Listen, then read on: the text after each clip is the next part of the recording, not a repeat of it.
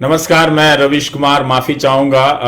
पहला प्रयास हमारा सफल नहीं हो सका, लेकिन हम आपको फिर से इस लाइव को दोबारा करना चाहते हैं। आप जानते हैं कि गोदी मीडिया के एंकर जो हैं, अब आईटी सेल के जो आरोप लगते हैं कि 2 रुपए के ट्रोल होते हैं आईटी सेल में, अब गोदी मीडिया के एंकर वही काम कर रहे हैं। तो उनसे आप ये बिल्कुल उम्मीद ना करें कि अदानी पर जो फ्रॉड के आरोप लगे हैं उन आरोपों को लेकर वो सरकार से सवाल करेंगे। इस तरह की उम्मीद आप बिल्कुल ना करें, और हमारी कोशिश होगी कि इस बार आपको कम तकलीफ हो और ये निरंतर चल जाए। इन एंकरों की आप दुर्गति देखिए। पहले इन्हें एक तरह से गोदी मीडिया के इन एंकरों को एक नेता के बचाव में लगाया गया। वो एक नेता का बचाव साल भर करते रहे। उसके बाद अब इन्हें एक नया टास्क मिल गया है जिसका एहसास इन्हें नहीं था कि बदले में ये भी आएगा। अब जिस तरह से होता है ना कि पिज्जा के साथ साथ आप एक कोक भी फ्री मिल जाता है आपको, या जिंजर ब्रेड भी मिल जाता है, तो उस तरह से इन एंकरों को नेता के साथ साथ एक उद्योगपति भी मिल गया है। नेता का नाम आप जानते हैं नरेंद्र मोदी, उद्योगपति का नाम आप जानते हैं गौतम अडानी। तो एक रूपक के तौर पर ये बात मैं रख रहा हूं कि भ्रष्टाचार के आरोप लग रहे हैं, फ्रॉड के आरोप लग रहे हैं, तो ऐसे में मीडिया का काम क्या होना चाहिए? क्या ये उद्योग पर खड़े रहने का कोई, उसके साथ खड़े रहने का कोई इम्तिहान हो रहा है? क्या इस देश की जनता को सरकार के तमाम तरह के झूठ और फर्जी दावों को बचाने के लिए इस हद तक खड़ा रहना पड़ेगा कि जहां भी आरोप लगेंगे जनता को ही सरकार के साथ खड़ा रहना पड़ेगा?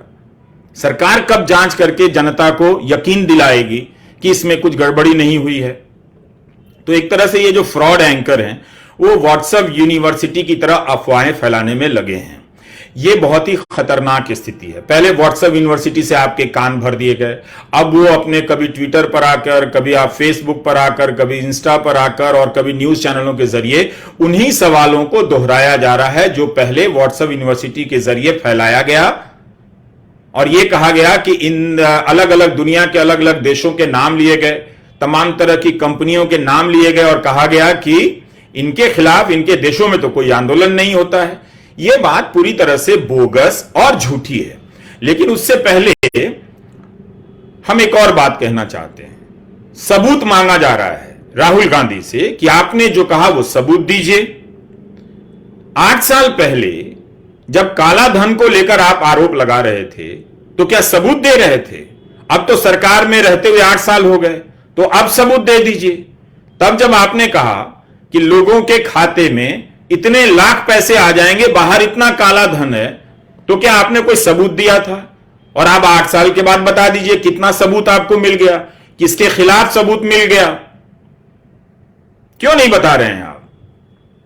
2G घोटाले में क्या हुआ, विनोद राय का प्रसंग आपको याद ही है। कितना जीरो लगाया गया, 1 लाख या 2 लाख करोड़ घोटाले का बताया गया। कोई सबूत मिला? पैसा मिल गया? क्या मिला? तो वो सबूत रख दीजिए। आप खुद विपक्ष में रहते हुए जिस तरह के आरोप लगा रहे थे, 8 साल हो गए, उन आरोपों के आप सबूत नहीं दे सके। आप विपक्ष के नेता से कहते हैं कि सबूत दीजिए। अब आप क्रेडिट स्विस की बात कीजिए, सिटी ग्रुप की बात कीजिए और स्टैंडर्ड चार्टर्ड बैंक की बात कीजिए। क्या इन बैंकों ने हिंडनबर्ग की रिपोर्ट पर गौर करने से पहले राहुल गांधी से सबूत मांगे थे, या फिर उस रिपोर्ट को पढ़ा और उसमें गंभीरता उन्हें नजर आई इसलिए उन्होंने अलग अलग प्रकार के फैसले लिए? उन्होंने तो यह नहीं कहा क्रेडिट स्विस ने कि हम बॉन्ड के बदले लोन पर रोक नहीं लगाएंगे जब तक राहुल गांधी सबूत नहीं देंगे। तो हमें यह देखने की जरूरत है कि ये लोग हिंडनबर्ग से सबूत नहीं मांग रहे हैं। ये लोग जो हिंडनबर्ग ने आरोप लगाए हैं उन आरोपों की जांच नहीं हो रही है। कैसे होगी? विपक्ष के नेताओं के खिलाफ तो जांच हो जाती है। कई बार ऐसे सेठों के यहां भी छापे पड़ जाते हैं जिनका संबंध विपक्ष के नेताओं से बताया जाता है, लेकिन इतने आरोप लगा दिए गए। क्या आपने यह सुना कि ईडी ने अडानी को अपने दफ्तर बुलाया है, सुबह 6 बजे से लेकर रात के 12 बजे तक पूछताछ की है, अडानी को स्टूल पर बिठा दिया है? जब कोई पूछताछ नहीं हुई, जब सरकार ने पता लगाने की कोशिश नहीं की और सबूत राहुल गांधी से मांग रहे हैं। राहुल गांधी ने तो यही कहा कि अडानी सेक्टर देश के स्ट्रेटेजिक सेक्टर में काम करता है, एयरपोर्ट हो गया, बंदरगाह हो गया, रक्षा के क्षेत्र हो गए, इन सबका संबंध देश की सुरक्षा से है।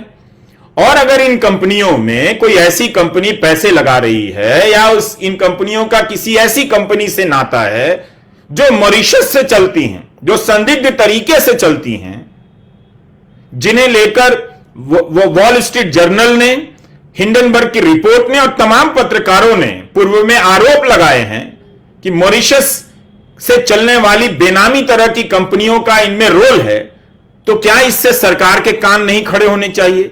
देश की सुरक्षा के नाम पर और धर्म के नाम पर पत्रकारिता का धर्म मिटा देने वाले ये गोदी एंकर, इनके कान क्यों नहीं खड़े हो रहे हैं कि अगर ये आरोप लगे हैं तो इसकी जांच कर लीजिए? सिंपल बात है। अदानी ने भी 413 पन्नों के जवाब दिए हैं, खंडन किया है उनका, लेकिन आरोपों, उन जवाबों से संतुष्टि नहीं मिली है। इतने दिनों तक बाजार गिरा, बाजार भारत का शेयर बाजार नहीं गिर रहा था, इनके शेयर गिर रहे थे। अब कहानी बताई जा रही है कि फला कंपनी पर भी इतना अरब डॉलर का कर्जा है, फला कंपनी पर भी इतना अरब डॉलर का कर्जा है, टेस्ला पर भी वैल्यूएशन उसका बहुत ज्यादा हो गया था, तो किसी ने सवाल नहीं किया। यह बोगस बात है। अदानी के शेयर इसलिए गिर गए और कर्जे की बात इसलिए हो रही है कि उसका आधार बताया जा रहा है। आरोप लग रहे हैं कि मॉरिशस की कंपनी से कोई लेन देन तो नहीं है, इन कंपनियों में किसका पैसा है यह साफ नहीं है। तो इन आरोपों के संदर्भ में यह बात उठ रही है कि क्या आपने शेयरों के दाम या कंपनी के बही खाते को मैनिपुलेट किया है और ज्यादा कर्जा लिया है उसके बदले में, और उस कर्जा को लेने में क्या राजनीतिक संबंधों का इस्तेमाल हुआ है? यहां ये आरोप लग रहे हैं। टेस्ला को लेकर भी आप पढ़िए, अमेरिका के अखबारों में कितना कुछ निकला है उसके वैल्यूएशन को लेकर, उसके शेयरों के दाम जो गिरे हैं, कितना कुछ निकला है, कितने सारे सवाल हुए हैं। यह कब से हो गया कि वहां पर ज्यादा? तो बात यह नहीं है कि किस कंपनी पर कितना डेट है, कर्जा है, बात यह है कि यह कर्जे की प्रकृति क्या है। LIC ने क्यों निवेश किया है, स्टेट बैंक ऑफ इंडिया ने क्यों निवेश किया है, म्यूचुअल फंड ने क्यों नहीं निवेश किया? ये सब सारे सवाल है ना। तो आपको यह बताया जा रहा है चार्ट बनाकर कि इस कंपनी, बाहर की इस कंपनी पर इतने बिलियन डॉलर के कर्जा है, बाहर की इस कंपनी पर इतने बिलियन डॉलर का ऋण है। उन सब पर भी सवाल हुए हैं, लेकिन वो ये नहीं बता रहे हैं कि उन सारी कंपनियों पर, सारी कंपनियों पर कर्जा होता है, लोन होता है। इसका मतलब नहीं कि अदानी को लेकर जो सवाल उठ रहे हैं उस सवाल का कोई अस्तित्व नहीं है। क्या आप नहीं जानते कि इस देश में ही कितनी सारी कंपनियों ने लोन लेकर लोन नहीं चुकाए? सरकार ही तो बताती है कि 10 लाख करोड़ का लोन राइट ऑफ किया गया। तो क्या इस पर सवाल नहीं होना चाहिए? क्या यह सबका लोन माफ हो जाता है? सबका लोन तो नहीं माफ होता ना। तो यह क्या यह सवाल जायज नहीं लगता है कि राजनीतिक संबंधों के कारण बहुत सारे लोन को राइट ऑफ किया जाता होगा? तो ट्वीट पर आप कुछ भी लिख दीजिए, यह कंपनी इसका इतना डेट, यह कंपनी इसका इतना बिलियन डॉलर का डेट, कोई हंगामा नहीं। हंगामा कैसे नहीं है?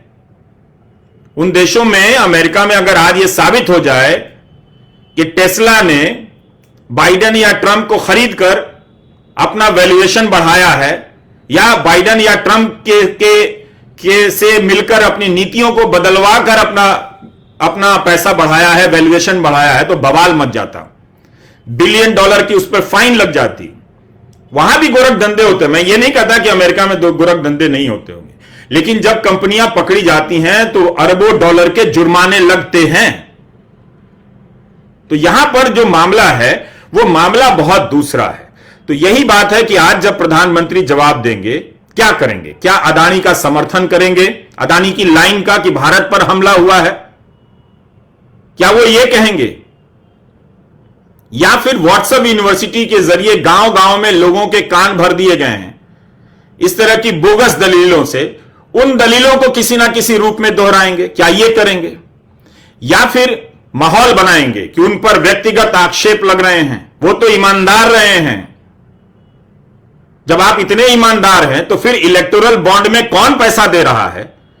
ये 11,000 या 10,000 करोड़ का चंदा कौन दे रहा है इन राजनीतिक दलों को? इसमें से भी सबसे ज्यादा बीजेपी को कौन दे रहा है, ये बता दीजिए। फिर जब आप नहीं बताएंगे तो सवाल तो होगा, लोग पूछेंगे, तो वो भावुकता पैदा करेंगे या इन सवालों के ठोस जवाब देंगे, ये मूल बात है। इसको फोकस में रखिए। क्या प्रधानमंत्री आज जब संसद में जवाब देने आएंगे तो इन प्रश्नों के उत्तर देंगे, या फिर वही हाल करेंगे जो किसान आंदोलन के समय हुआ था? आंदोलन जीवी आ गए हैं, परजीवी आ गए हैं, बाद में उन्हें अन्नदाता कहने लगे। याद रखिएगा, इस देश के गोदी मीडिया ने भारत के मेहनतकश किसानों को क्या कहा था? आतंकवादी तक कहा था, देश विरोधी तक कहा था।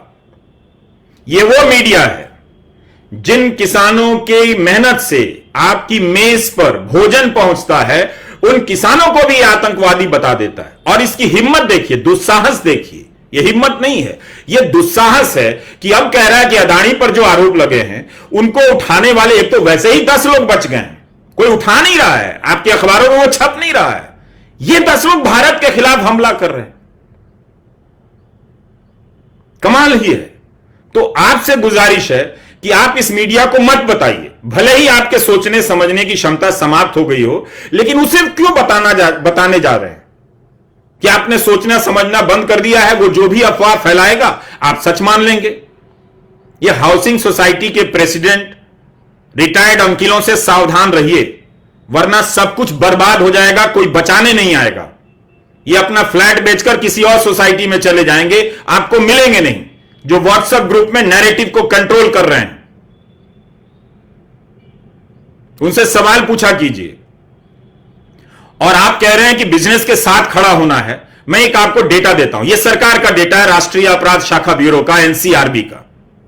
2021 के साल में 12,055 कारोबारियों ने आत्महत्या की थी। कौन सा गोदी मीडिया इनके साथ खड़ा हुआ था, इन किसानों के साथ? तालाबंदी का फैसला तो विश्व स्वास्थ्य संगठन ने नहीं सुझाया था, आपने क्यों लिया इतनी जल्दी? और आपने जो फैसले लिए, इतने सारे बजट का अनाउंसमेंट किया कि हम उद्योगों को मदद दे रहे हैं, इसके बाद भी कर्जे के कारण, बिजनेस डूब जाने के कारण 2021 में 12,055 कारोबारियों ने आत्महत्या की है। क्या अदानी इन कारोबारियों के साथ खड़े थे?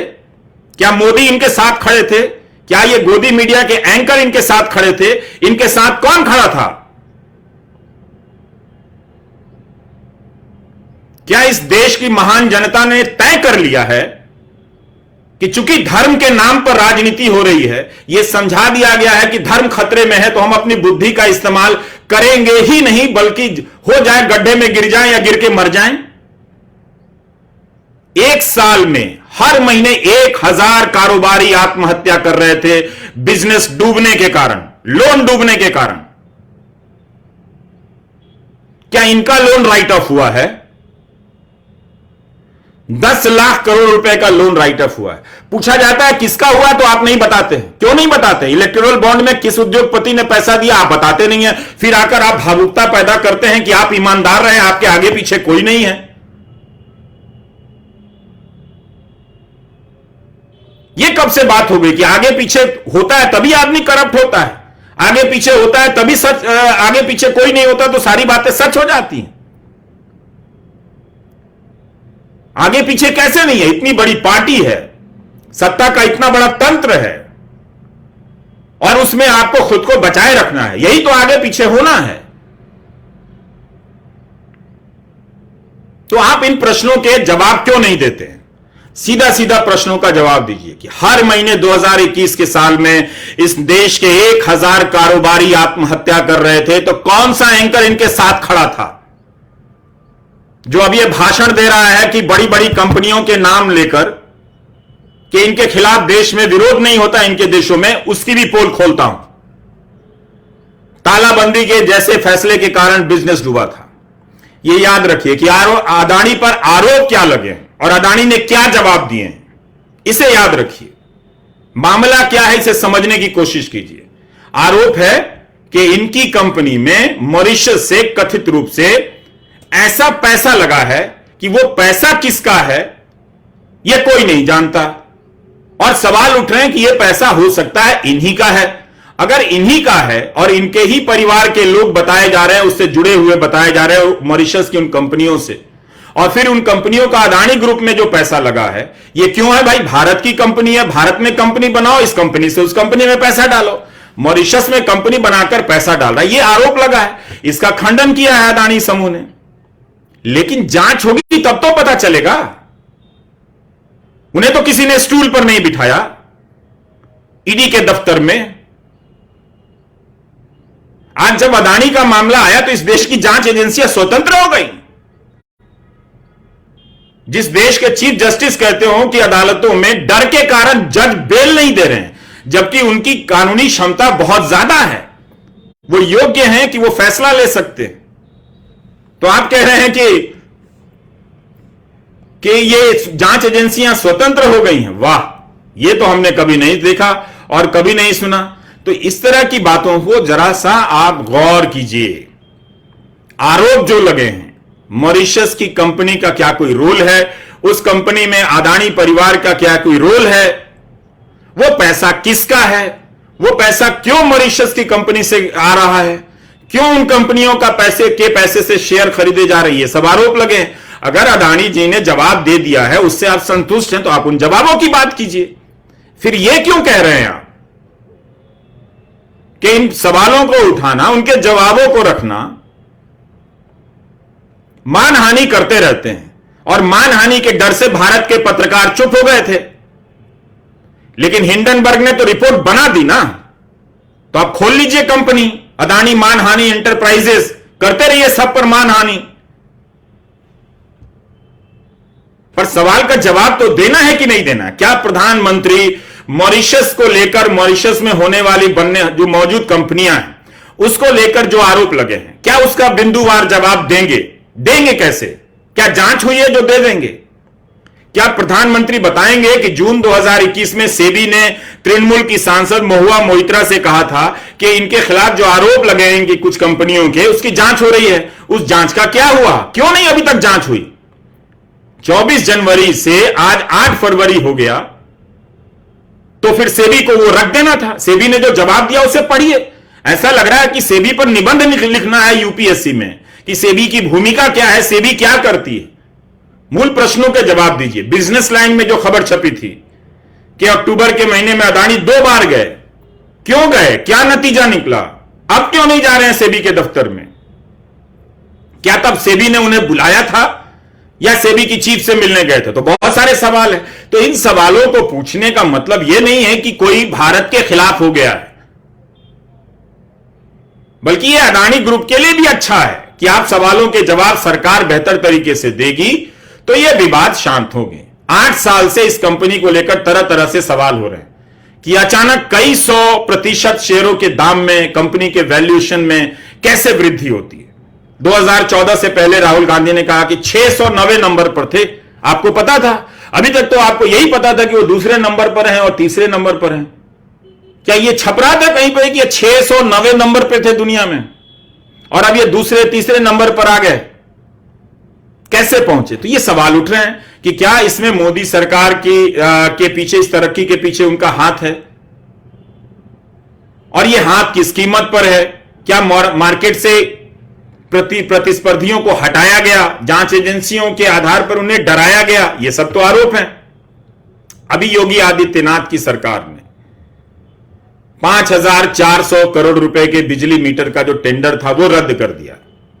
क्या योगी जी भी भारत के खिलाफ हो गए? ऐसा तो नहीं हुआ है। क्यों टेंडर रद्द कर दिया? अदानी का ही क्यों टेंडर रद्द किया? बाकी और भी कंपनियां तो थी उस टेंडर में, उनका क्यों नहीं रद्द हुआ? और उपभोक्ता परिषद तो योगी जी का आभार व्यक्त कर रहा है, प्रधानमंत्री से सीबीआई की जांच की मांग कर रहा है। हिंडनबर्ग की रिपोर्ट में इस टेंडर का तो जिक्र नहीं है, यह तो स्वतंत्र मामला है। लेकिन तब भी यूपी का उपभोक्ता परिषद प्रधानमंत्री से इस मामले में सीबीआई की जांच की मांग कर रहा है। तो अगर आपको हिंडनबर्ग पर नहीं भरोसा है तो जो टेंडर रद्द हुए 5400 करोड़ के, आप उसकी सीबीआई जांच करा देते। क्या भारत में रहकर भारत की एजेंसियों पर भी भरोसा नहीं है? आप ही हर बात पे कहते हैं कि भरोसा कर लो, और ये अदानी का नाम जब भी आता है आप कहते हैं कि जांच एजेंसियां स्वतंत्र अपना काम कर रही हैं। कमाल ही है, ये विपक्ष के खिलाफ ही स्वतंत्र नजर आती हैं। कमजोर लोगों को, अल्पसंख्यकों को फंसाने और जेल में रखने के काम में ये इनकी स्वतंत्रता नजर आती है, विपक्ष को कुचलने में इनकी स्वायत्ता नजर आती है। लेकिन अदानी पर जो आरोप लगे उसमें अब कोई एजेंसी नजर नहीं आ रही है।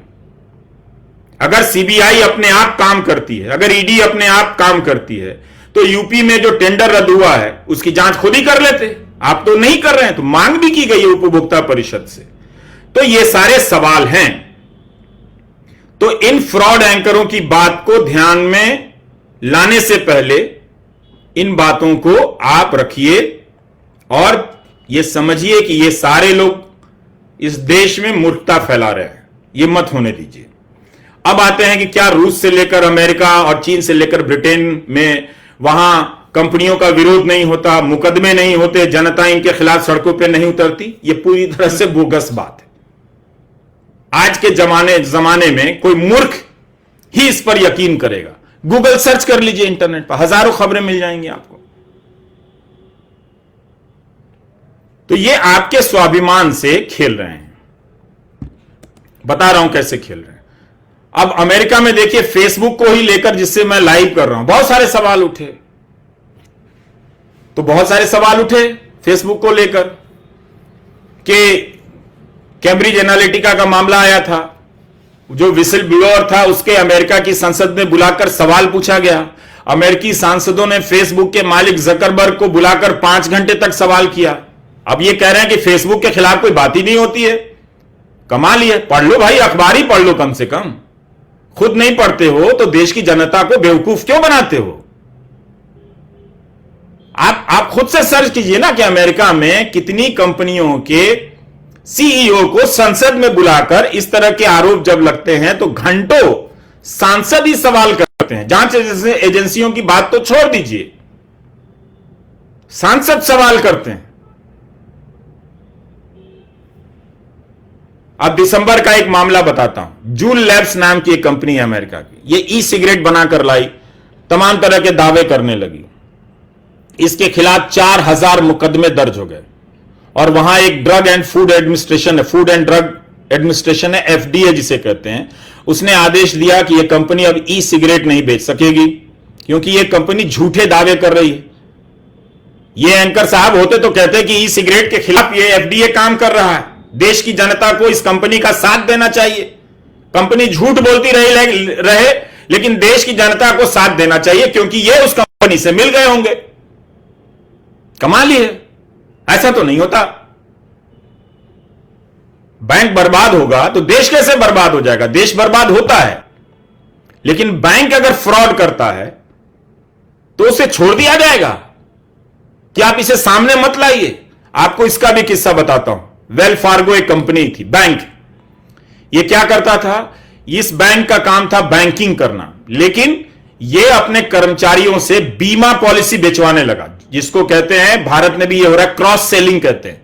वहां क्रॉस सेलिंग की इजाजत नहीं थी। जब बात यह पकड़ में आई कि ग्राहकों को आप खाता खोलने के बदले या कोई और बैंकिंग पॉलिसी बेचने के साथ साथ आप जीवन इंश्योरेंस की पॉलिसी बेचने लगे हैं, तो बड़ा मुकदमा हो गया। और मुकदमा हुआ। इस बैंक की चीफ को भी खूब सारे बैंकर्स अवार्ड मिला करते थे, बड़ी सेलिब्रेटेड थी इनकी चीफ। इनको भी बुलाकर पूछताछ हुआ उनसे। 3.7 अरब डॉलर का जुर्माना देना पड़ा। अदालत का फैसला है, इसमें से 2 अरब डॉलर उपभोक्ताओं को लौटाने पड़े। यह बैंक है। क्या यह वेल फार्गो बर्बाद हो जाएगा? इसके डर से, इसके काले कारनामों पर हम बात नहीं करेंगे। फाइजर, ये दवा बनाने वाली कंपनी है, इसका अभी वैक्सीन को लेकर कितना विवाद हो रहा है। क्या वहां कोई एंकर खड़ा होकर बोल रहा है कि फाइजर के खिलाफ सवाल नहीं उठने चाहिए? यह देश के खिलाफ हमला है, क्योंकि इंडिया में लोग अदानी के खिलाफ नहीं बोलते हैं। क्या अमेरिका का एंकर यह बोल रहा है? ये देखिए, इंडिया में बहुत सारे मीडिया के एंकर अदानी के साथ हो गए हैं, तो हम सब अमेरिकी को भी फाइजर के खिलाफ साथ हो जाना चाहिए। 2009 में इस कंपनी पर $2.3 बिलियन का जुर्माना लगा था और उस वक्त इसे अमेरिकी डिपार्टमेंट ऑफ जस्टिस के इतिहास में सबसे बड़ा हेल्थ केयर फ्रॉड सेटलमेंट बताया गया था। सबसे बड़ा हेल्थ केयर के सेगमेंट में इल्जाम लगा कि उसने इस तरह ऐसे ड्रग का प्रचार कर दिया जिसे FDA food and drug administration ने अप्रूव मंजूरी देने से मना कर दिया था। ऑस्ट्रेलिया में अब आंदोलन की बात बताता हूं। स्टॉप अदानी नाम से एक आंदोलन चलता है, चल ही रहा है। वो अदानी के खिलाफ तो नहीं कर रहे हैं, वो अदानी अपने देश के आबो हवा को लेकर आंदोलन कर रहे हैं कि नहीं कर रहे हैं? तो उन देशों में कंपनियों के खिलाफ आंदोलन होते हैं। अदानी के कोल माइन के खिलाफ ऑस्ट्रेलिया में आंदोलन चला है, यह आप सर्च कर सकते हैं। 2020 में सिडनी क्रिकेट ग्राउंड पर भारत और ऑस्ट्रेलिया का मैच हो रहा था। आप लोग तो बहुत क्रिकेट देखते हैं, मैं तो अब नहीं देखता हूं। जब कई लोगों ने स्टॉप अडानी हैशटैग लगाकर प्रदर्शन किया, 2 लोग मैदान में भी आ गए। उनके पोस्टर पर लिखा था no 1 billion loan to Adani. यह प्रदर्शन था सितंबर 2018 में। हजारों लोगों ने सड़कों पर प्रदर्शन किए थे। तो कंपनियों के खिलाफ, यही एक कंपनी नहीं है, कई कंपनियों के खिलाफ दुनिया भर में प्रदर्शन होते हैं और भारत में भी होते रहे, भारत में भी होते हैं। 2016 की एक और खबर बताता हूं, ज्यादा डिटेल दे रहा हूं ताकि आपको पता चले कि ये गोदी एंकर किस तरह से बेवकूफ बनाते हैं। फोक्सवैगन कंपनी की कार थी, उस कंपनी ने अपनी कार में एक चिप लगा दिया जिससे जो डीजल निकल रहा था, उससे जो प्रदूषण हो रहा था, उसका डेटा कम आ रहा था और यह दावा कर दिया कि इससे प्रदूषण कम हो रहा है। इसी तरह का कुछ मामला है, आप सर्च करेंगे तो मिल जाएगा और सटीक रूप से। तो जब यह चोरी पकड़ी गई तो जुर्माना अरबों डॉलर का लादा गया और चुकाना पड़ा। और इस कंपनी को, जर्मनी की कंपनी है, अमेरिका में यह सजा हुई थी, सारी कारें इस तरह की वापस लेनी पड़ी थी। तो कंपनियां जब चोरी करती हैं तो उस चोरी को पकड़ना पत्रकार का काम है, जांच एजेंसियों का काम है, अदालत का काम है फैसला देना। अब यह आपके देश में नहीं हो सकता है, केवल विपक्ष से जुड़े लोगों का हो सकता है, तो यह आपकी समस्या है। पर यह मत कहिए कि देश, दुनिया के देशों में कंपनियों पर आरोप नहीं लगते हैं और लोग आंख बंद करके विश्वास कर लेते हैं। उन्हें पता है कि पूंजीवाद के भीतर क्रोनी कैपिटलिज्म जो है, जो गोदी पूंजी है, जो गोदी सेठों का सिस्टम है, उसका विरोध किया जाता है। यह पूंजीवाद के भीतर के ही सिद्धांतों के तहत किया जाता है। इसीलिए अमेरिका में एंटी ट्रस्ट कानून है कि किसी भी बिजनेस पर 1-2 कंपनियों का प्रभाव नहीं होगा, और होगा तो वह बुरा होता है। आप वहां के खेती में जाकर देख लीजिए कि 2-4 कंपनियों का ही कब्जा हो गया है। वही कीमतें तय करती हैं, वही आपूर्ति करती हैं, वही सप्लाई करती हैं और वही उसको मार्केट में बेचती हैं। किसान के हाथ में कम जाता है। इसलिए अमेरिका के किसान भी बहुत परेशान थे। इसलिए अमेरिका के कई किसानों ने भारत के किसान आंदोलन का समर्थन किया कि यह ठीक हो रहा है और यह होना चाहिए, क्योंकि वो नहीं कर सके, वो नहीं समझ सके, तो भारत के बुद्धिमान किसान समझ गए। तो यह मीडिया चला गया उनको आतंकवादी बताने। बहुत अच्छा किया कि भारत के किसानों ने अपने आंदोलन में बोर्ड लगा दिया कि गोदी मीडिया बाहर जाओ। अब जनता को भी यही करना होगा, अपने अपने फोन से गोदी मीडिया का सब्सक्रिप्शन हटाना होगा, इन चैनलों का सब्सक्रिप्शन खरीदना बंद करना पड़ेगा। अभ्यास कीजिए, कर पाएंगे आप, ऐसी बात नहीं है। आप इस बौद्धिक गुलामी से लड़ पाएंगे। ये आपको बौद्धिक रूप से गुलाम बना रहे हैं इस तरह की बातें करके। बात यह है कि प्रधानमंत्री क्या जवाब देने वाले हैं, उस पर फोकस रखिए। वो अपने भाषण से लक्ष्यदार बातें करते हैं, तालियां बजवाते हैं या बिंदुवार जवाब देते हैं, इस पर फोकस रखिए। 8 साल से उन्होंने एक प्रेस कॉन्फ्रेंस नहीं की है विस्तृत और खुली, जिसमें कोई भी पत्रकार चला जाए और सवाल पूछ ले। मनमोहन सिंह को बदनाम किया गया कि बोलते नहीं है, देश को एक बोलने वाला पत्रकार प्रधानमंत्री चाहिए, और एक प्रेस कॉन्फ्रेंस तक इस देश में नहीं। इतनी शर्मिंदगी को लेकर भारत का इतिहास के किस किताब में शर्म से अपना चेहरा छुपाएगा? आप मुझे बताइए। जहां इस देश का मीडिया किसानों को आतंकवादी कहता हो, एक कंपनी पर फ्रॉड के आरोप लगते हो तो उसका बचाव करने उतर जाता हो, वही मीडिया जो जो 2G के समय में बड़ा आंदोलनकारी बन रहा था। तो इतनी सारी शर्मिंदगी को किसके लिए आप जमा कर रहे हैं? आप अपनी आने वाली पीढ़ियों को चेहरा नहीं दिखा पाएंगे कि आपने ऐसा किया, आपने सवाल नहीं पूछा। तो गोदी मीडिया के कारनामों से सावधान रहिए। कोई देश की जनता कॉरपोरेट के विरोध में नहीं है, यह सबको पता है। देखिए कि प्रधानमंत्री जब भाषण देंगे तो इन आरोपों का कैसे जवाब देते हैं। क्या वो बताएंगे कि सेबी के खिलाफ जो जांच चल रही है उससे क्या नतीजे निकले हैं? क्या वो बताएंगे कि मॉरिशस की कंपनी का क्या ताल्लुक है, सही है कि गलत है? या अदानी जी ने जो 413 पन्नों में खंडन किया है, सफाई दी है, वो पढ़ के दोहराएंगे? कुछ तो करेंगे ना।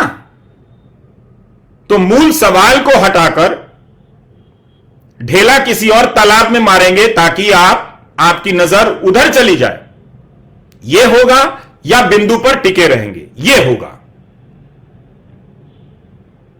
अदानी भारत नहीं है तो हम यह समझने की बात है, और ना हम किसी कॉरपोरेट के खिलाफ हैं।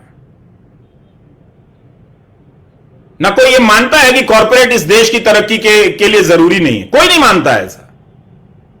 लेकिन कॉरपोरेट का सिस्टम ईमानदार, पारदर्शी तो होना ही चाहिए। इस देश में जहां फर्जी मुकदमों में लोग फंसाकर महीनों जेल में रख दिए जाते हैं, इस देश में अगर किसी पर यह आरोप लग गया कि राजनीतिक संबंधों के कारण तरक्की हुई है, तो आप जवाब में कहते हैं पहले भी होता रहा है। यह जवाब है आपका? क्या इस वादे के साथ सरकार में आए थे कि पहले जो होता रहा था वही हम करने वाले हैं?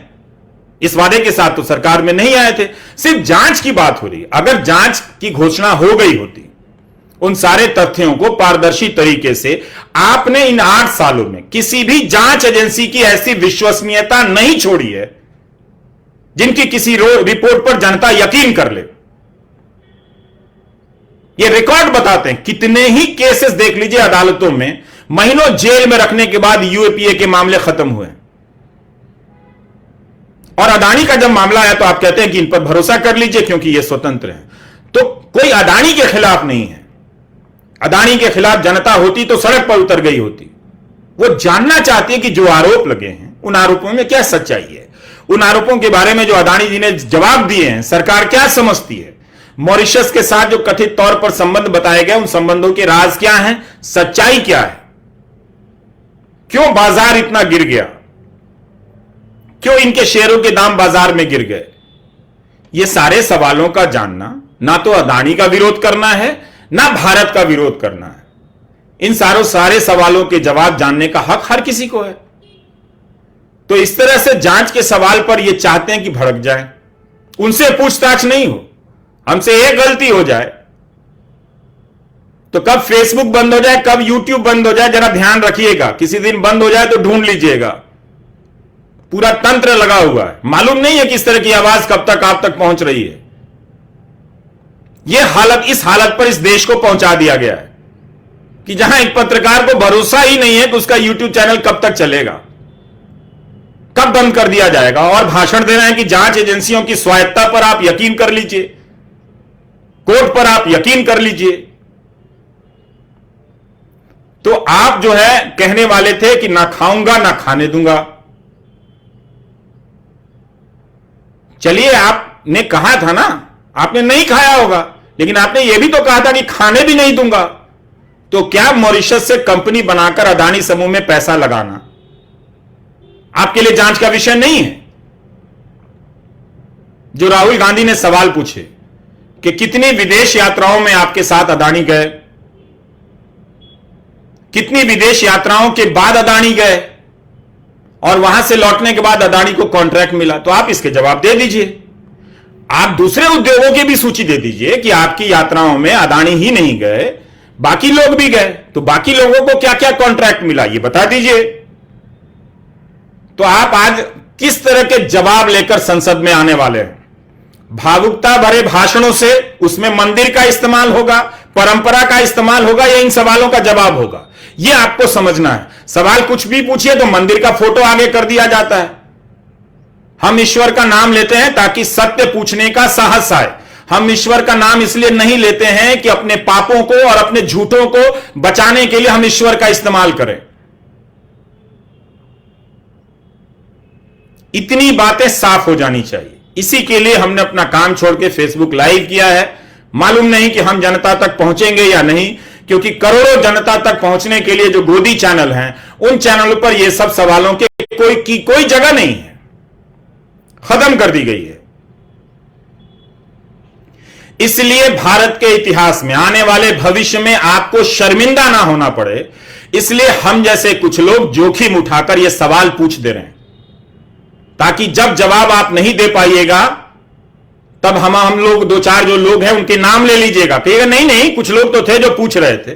भले हम यकीन नहीं कर रहे थे, क्योंकि हमारे व्हाट्सएप यूनिवर्सिटी के हाउसिंग सोसाइटी के व्हाट्सएप ग्रुप में प्रेसिडेंट साहब ने हड़का रखा था कि सवाल ही नहीं करना है। तो एक तरह से यह बड़ा सवाल है, बड़ा मामला है। तो आज प्रधानमंत्री का भाषण देखिए कि वो अदानी पर लगे आरोपों का क्या जवाब देते हैं। आवास योजना, किसान योजना, इन सब से भाषण भर दिया जाएगा, देश के गरीबों की चिंता करने वाली सरकार से भाषण भर दिया जाएगा, या इन प्रश्नों के जवाब दिए जाएंगे। और उम्मीद भी देखिए किनसे कर रहे हैं, जिस प्रधानमंत्री ने 8 साल से कोई विस्तृत और खुली प्रेस कॉन्फ्रेंस नहीं की, उनसे हम उम्मीद कर रहे हैं कि वो संसद में आएंगे तो इन प्रश्नों पर बिंदुवार जवाब देंगे। मुझे लगता है कि आप भी अपना टाइम खराब कर रहे हैं और मैंने भी अपना टाइम खराब कर दिया। नमस्कार, मैं रवीश कुमार।